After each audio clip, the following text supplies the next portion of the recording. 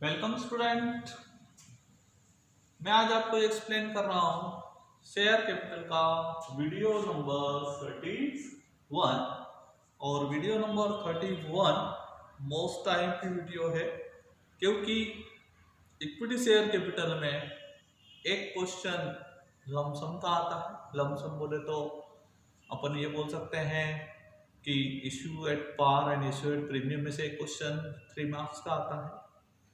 एक क्वेश्चन आता है calls in error, calls in advance और ओवर सब्सक्रिप्शन या अंडर सब्सक्रिप्शन से रिलेटेड एक क्वेश्चन यहां से आता है, और एक क्वेश्चन परमानेंट 4 नंबर में आता है। कहां से?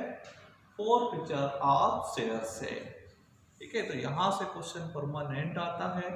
अब क्वेश्चन के पहले मैं आपको थोड़ा सा एक्सप्लेन कर दूं कि फॉरफिटेड ऑफ शेयर क्या होता है या फॉरफीचर ऑफ शेयर क्या होता है। तो सम शेयर होल्डर डिड नॉट पे ऑन अलॉटमेंट मनी और फर्स्ट कॉल मनी और सेकंड कॉल मनी। मतलब क्या होता है, कुछ शेयर होल्डर या तो अलॉटमेंट का टाइम पर पेमेंट नहीं करते हैं, या फर्स्ट कॉल पर टाइम पर पेमेंट नहीं करते, या सेकंड कॉल पर टाइम पर पेमेंट नहीं करते हैं। तो कंपनी क्या करती है कि जिन शेयर होल्डर ने कंपनी को पेमेंट नहीं किया है उन शेयर को क्या कर लेती है, फॉरफिटेड कर लेती है या फॉरफीचर कर लेती है। ठीक है, और एग्जांपल के लिए अपन लोग देखते हैं कि अगर हमने कोई बाइक परचेस की है और बाइक का क्या कर लिया, हमने फाइनेंस करवा लिया बैंक से। ठीक है, अब फाइनेंस करवा लिया तो फाइनेंसर जो होगा वो अगर अपन एक इंस्टॉलमेंट पेमेंट नहीं करे तो हमको क्या करेगा, नोटिस दे देगा। सेकंड इंस्टॉलमेंट पेमेंट नहीं करे फिर अगेन नोटिस दे देगा, और थर्ड इंस्टॉलमेंट पेमेंट नहीं करेगा तो वो क्या करेगा, हमारी बाइक को उठाकर वापस ले जाएगा। मतलब क्या कर लेगा, उसको फॉरफिटेड कर लेगा। मतलब क्या कर लेगा, उसको जब्त कर लेगा। ठीक है, फॉरफिटेड का मतलब समझ में आया कि जब कोई शेयर होल्डर शेयर का पेमेंट नहीं करता है तो कंपनी उन शेयर को क्या कर लेती है, फॉरफिटेड कर लेती है। क्लियर है? जब भी शेयर का फॉरफिटेड होगा तो उस कंडीशन में क्या जनरल होगी और किस टाइप से होगी। हम लोगों ने देखा था कि जो शेयर इश्यू होते हैं वो कितने टाइप से होते हैं, 2 टाइप से होते हैं। एक होता है क्या, पार पर, और एक होता है प्रीमियम पर। तो अपने को वहां पर भी ध्यान रखना है कि किन शेयर का फॉरफिटेड किया है, कि जो पार वाले थे उनका किया है कि जो प्रीमियम वाले थे उनका किया है। ठीक है, तो जिन शेयर को पार पर फॉरफिटेड हुआ है, तो जब हम शेयर फॉरफिटेड करेंगे तो क्या करेंगे, हम शेयर कैपिटल अकाउंट को क्या करेंगे, डीआर करेंगे। अब बोलो सर शेयर कैपिटल अकाउंट तो हमेशा सीआर था। तो सीआर तब करते थे जब हम शेयर क्या करते थे, इशू करते थे। वहां पर हम क्या करते हैं, शेयर कैपिटल को क्या करते थे, सीआर करते थे। अब हम क्या करेंगे, शेयर कैपिटल को क्या करेंगे, डीआर करेंगे।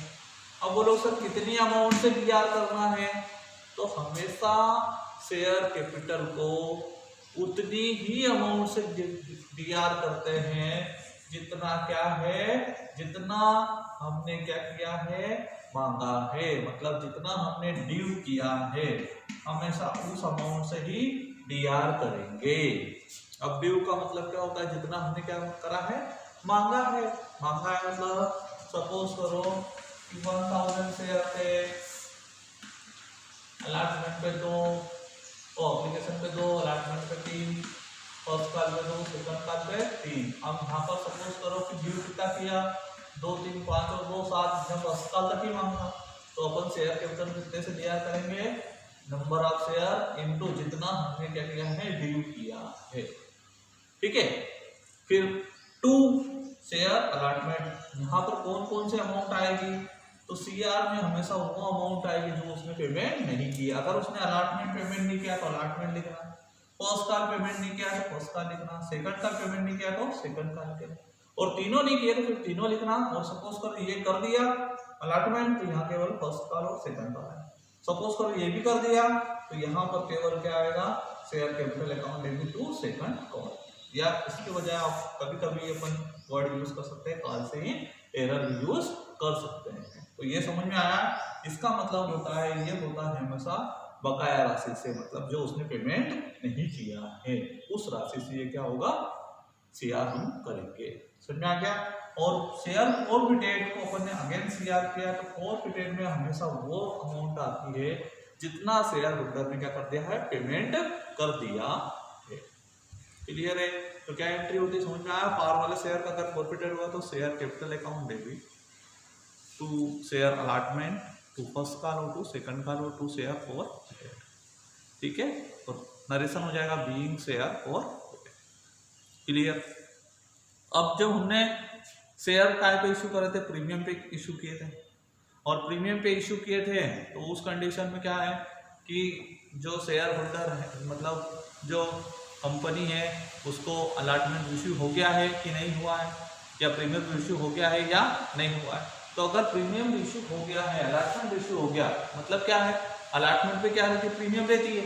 इसका मतलब यह हुआ कि अगर कंपनी को अलॉटमेंट इशू हो गया है, इसका मतलब कंपनी को प्रीमियम भी इशू हो गया होगा। ठीक है।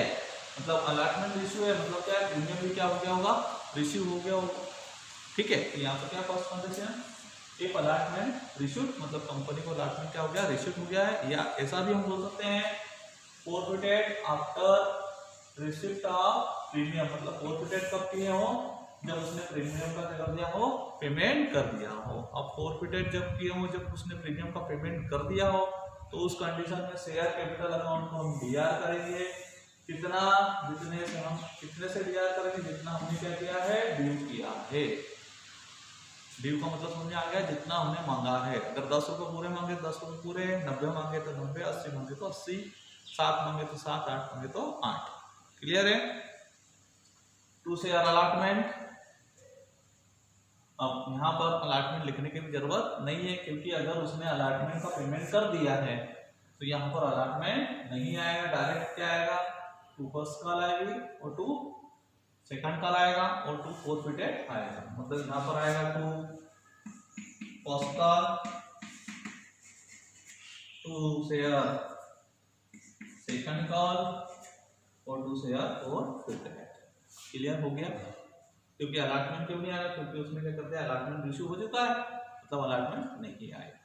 ठीक। सेकंड कंडीशन में जब उसको अलॉटमेंट इशू नहीं हुआ या अलॉटमेंट आर नॉट पेड, उसने अलॉटमेंट का पेमेंट नहीं किया है। अब अलॉटमेंट का पेमेंट नहीं किया है, इसका मतलब क्या है कि शेयर होल्डर ने प्रीमियम का पेमेंट किया होगा क्या, तो प्रीमियम का भी पेमेंट नहीं किया होगा। तो प्रीमियम का पेमेंट नहीं किया होगा, मतलब क्या करना है कि अब हमको क्या करना है, शेयर कैपिटल को तो डीआर करना ही है, साथ में प्रीमियम को भी क्या करना है, डीआर करना है। तो सर प्रीमियम तो सीआर होता है, प्रॉफिट है, यहाँ डीआर क्यों, क्योंकि जब हम शेयर इश्यू करते हैं तो प्रीमियम हमारे लिए क्या होता है, प्रॉफिट होता है। ठीक है। और अब क्या कर रहे हैं हम, शेयर क्या कर रहे हैं, फॉरफिटेड कर रहे हैं, प्रीमियम को भी हम क्या करेंगे, डीआर करेंगे। तो सेकंड कंडीशन क्या है, if allotment are issued, if allotment are not issued, जब अलॉटमेंट इश्यू नहीं हुआ है, या forfeited of share before receipt of premium, मतलब फॉरफिटेड कब कर लिए, बिफोर रिसीप्ट ऑफ प्रीमियम, मतलब प्रीमियम का पेमेंट करने के पहले ही कर दिए। अब प्रीमियम का पेमेंट करने के पहले ही कर दिया है, तो प्रीमियम को हमको क्या करना पड़ेगा, डीआर करना पड़ेगा। क्लियर है।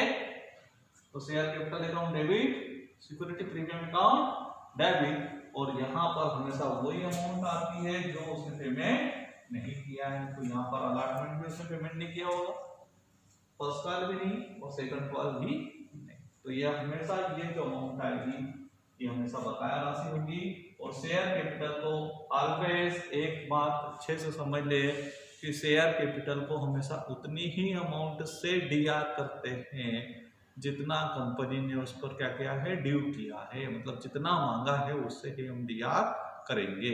सीआर किनको किनको करेंगे, जो पेमेंट नहीं हुआ है, अलॉटमेंट का नहीं हुआ तो अलॉटमेंट, फर्स्ट कॉल का नहीं हुआ तो फर्स्ट कॉल, सेकंड कॉल का नहीं हुआ तो second call.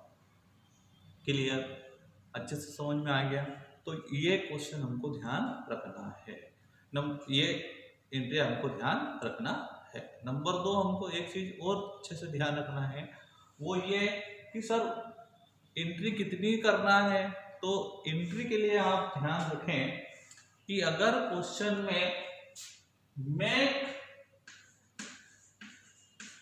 Necessary general entry, make necessary general entry, तो उस कंडीशन में हमको क्या करना है कि इशू की भी एंट्री करना पड़ेगी, ठीक है, और फॉरफिटेड की भी एंट्री करना पड़ेगी। समझ में आ गया। और कई बार क्वेश्चन में केवल एक ही एंट्री पूछता है जो मैंने आपको बोर्ड पर लिख के दी है, वो कौन सी, फॉरफिटेड की। तो उस कंडीशन में अगर उसने बोल दिया मेक नेसेसरी जनरल एंट्री, तो आपको पूरी एंट्री करना है इशू और फॉरफिटेड सभी की। और उसने केवल ये बोल दिया कि हमको एंट्री कहाँ से करना है, फॉरफिटेड ऑफ शेयर की, तो कोई सी एंट्री करने की जरूरत नहीं है। केवल किसकी एंट्री करेंगे हम, फॉरफिटेड ऑफ शेयर की एंट्री करेंगे, बाकी एंट्री करने की जरूरत नहीं है। मतलब एक एंट्री के आपको कितने नंबर मिलेंगे, 4 नंबर मिलेंगे। समझ में आ गया। लेकिन क्वेश्चन को आप अच्छे से देख ले कि क्वेश्चन में उसने बोला क्या है। अगर उसने मेक नेसेसरी जनरल एंट्री तो पूरी एंट्री करना, और अगर उसने केवल बोला है कि pass journal entry forfeited of share, तो ओनली फॉरफिटेड ऑफ शेयर की एंट्री करना, बाकी एंट्री करने की जरूरत नहीं।